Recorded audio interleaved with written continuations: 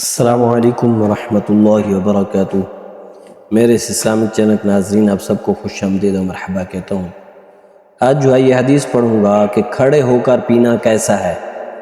لوگ کھڑے ہو کر کھاتے پیتے ہیں تو اس کے بارے میں میرے آقا نے سختی سے منع فرمایا ہے۔ آئیے حدیث سماعت فرمائیں۔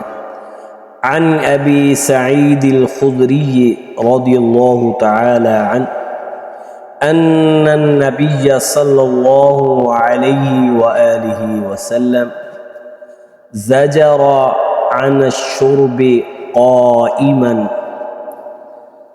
آئیے اس کا ترجمہ سماعت فرمائیں۔ حضرت ابو سعید خدری رضی اللہ تعالی عنہ کا بیان ہے کہ رسول اکرم صلی اللہ علیہ وآلہ وسلم نے کھڑے ہو کر پانی پینا سختی سے منع فرمایا۔ میرے آقا نے روکا ہے کہ کھڑے ہو کر پانی نہیں پینا چاہیے۔ یہ حدیث مسلم شریف کے اندر موجود ہے، اس کا جو نمبر ہے 5277۔ اسلام نے اپنے ماننے والوں کی زندگی کے ہر پہلو پر رہنمائی کی ہے، یہاں تک کہ انہیں پانی پینے کے آداب بھی سکھائے۔ ان آداب میں سے ایک ادب یہ ہے کہ پانی بیٹھ کر پیا جائے۔ آپ صلی اللہ علیہ وآلہ وسلم نے جب سختی سے منع فرمایا تو مسلمانوں کو چاہیے کھڑے ہو کر پانی سے مکمل پرہیز کریں۔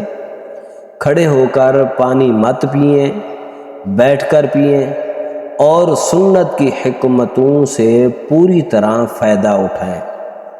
لیکن کچھ علماء نے لکھا ہے، انہوں نے کہا کھڑے ہو کر پانی پینے سے یہ جو گردے ہوتے ہیں ان میں تکلیف ہو سکتی ہے، لیکن ایک پانی ایسا بھی ہے جس کو کھڑے ہو کر پینا سنت ہے، وہ آب زمزم ہے۔ وہ عام پانیوں سے افضل و اعلیٰ ہے، تو اس کا طریقہ بھی افضل و اعلیٰ ہے۔